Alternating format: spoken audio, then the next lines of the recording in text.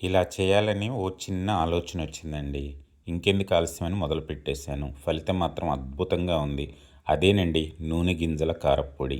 ఈ కారాన్ని మనం రోజువారీ ఆహారంలో చేర్చుకుంటే శరీరానికి కావలసిన ప్రోటీన్‌తో పాటు ఎన్నో రకాల విటమిన్స్ అందుతూ ఉంటాయండి. ఇంత హెల్తీ కారప్పొడిని ఈ వీడియో చూసి మీరు కూడా తయారు చేసుకుంటారు కదా! కారం తయారీకి ముందుగా స్టవ్ వెలిగించి కడాయి పెట్టాను. ఇందులో ఒక కప్పు వేరుశెనగ గుళ్ళు వేస్తున్నాను. వీటిని నూనె లేకుండానే కమ్మటి వాసన వచ్చే వరకు డ్రై రోస్ట్ చేసుకుందాం. సన్నటి సెగపైనే వేయించుకోవాలి. అప్పుడే పల్లీలు లోపల వరకు వేగుతాయండి.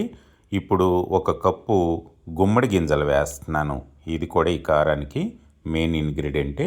వరుసగా ఒక కప్పు పుచ్చపప్పు, ఒక కప్పు సన్ఫ్లవర్ సీడ్స్, అరకప్పు అవిసె గింజలు కూడా వేసుకుని సన్నటి సెగపైనే కమ్మటి వాసన వచ్చే వరకు వీటన్నిటిని వేయించుకోవాలండి. ఫ్లేమ్ మాత్రం హైలో ఎప్పుడూ పెట్టకండి, ఎందుకంటే తొందరగా మాడిపోయే అవకాశం ఉంది. ఇవన్నీ కూడా ఇప్పుడు వేగేశాయి. మనం వేరే బౌల్లోకి షిఫ్ట్ చేసేసుకుందాం. ఇప్పుడు అదే కడాయిలో కొంచెం నూనె వేసుకుని ఒక 100 గ్రాముల వరకు ఎండుమిరపకాయలు తొడియాలు తీసేసుకుని వేసుకుందాము. మీరు కారాన్ని బట్టి అయితే అడ్జస్ట్ చేసుకోండి. నేనైతే ఈ కారానికి ఇవి సరిపోతాయని వేశాను. వీటిని కూడా మాడిపోకుండా కమ్మటి వాసన వచ్చే వరకు వేయించుకుందామండి. ఇవి కూడా వేగేశాయి. వీటిని కూడా వేరే ప్లేట్లోకి తీసేసుకుందాం. ఇప్పుడు ఒక కప్పు కడిగి శుభ్రంగా ఆరబెట్టుకున్న కరివేపాకును కూడా వేసుకుని నూనె లేకుండానే బాగా వేయించేసుకుందామండి. ఇవి పొడి పొడిలాడుతూ ఉండాలి. ఇందులో పచ్చిదనం అనేది అస్సలు ఉండకూడదు. ఇందులో పచ్చిదనం ఉంటే కారం బూజు పట్టే అవకాశం ఉంది. ఇప్పుడు ఒక టీ స్పూను ఆయిల్ వేసుకుని అందులో పావు కప్పు శనగపప్పు, పావు కప్పు మినపగుళ్ళు, పావు కప్పు ధనియాలు కూడా వేసుకుందామండి. వీటన్నిటిని మాడిపోకుండా గోల్డెన్ బ్రౌన్ వచ్చే వరకు వేయించుకోవాలి. అప్పుడే ఇవి చాలా బాగుంటాయి. ఒక టేబుల్ స్పూను మెంతులు కూడా వేస్తున్నాను. వీటి కమ్మదనమే డిఫరెంట్ అండి. చాలా అంటే చాలా సూపర్గా ఉంటాయి. అలాగే ఇప్పుడు 2 టేబుల్ స్పూన్లు జీలకర్ర కూడా వేస్తున్నాను. వీటన్నిటిని కూడా బాగా వేగించేసుకున్న తర్వాత వేరే ప్లేట్లోకి తీసుకుందాము. అదే కడాయిలో 7-8 వెల్లుల్లిపాయల్ని గబ్బాల్లాగా చేసుకుని పొట్టు తీయాల్సిన అవసరం లేదండి. వాటిని కూడా వేసుకుని కొద్దిసేపు వేయించేసుకుంటే ఏదన్నా పచ్చివాసన ఉంటే పోతుంది.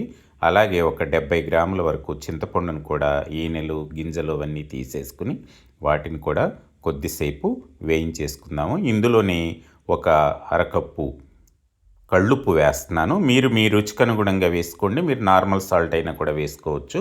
ఇవన్నీ కూడా కొద్దిసేపు వేయించేసుకున్న తర్వాత వేరే ప్లేట్లోకి తీసుకుని ఈ వేయించుకున్న వాటన్నిటిని కూడా బాగా చల్లారనివ్వాలి. ఇప్పుడు చల్లారిపోయాయి. ముందుగా ఎండుమిరపకాయలని మనం మిక్సీ జార్లో వేసుకొని పట్టుకుందామండి. కారంలాగా పట్టుకుంటే ఇది మరీ మెత్తగా ఉండాల్సిన అవసరం లేదు. కొంచెం పలుకులాగా ఉన్నా కూడా బాగానే ఉంటుంది. చూడండి, ఈ విధంగా పట్టుకుంటే సరిపోతుంది.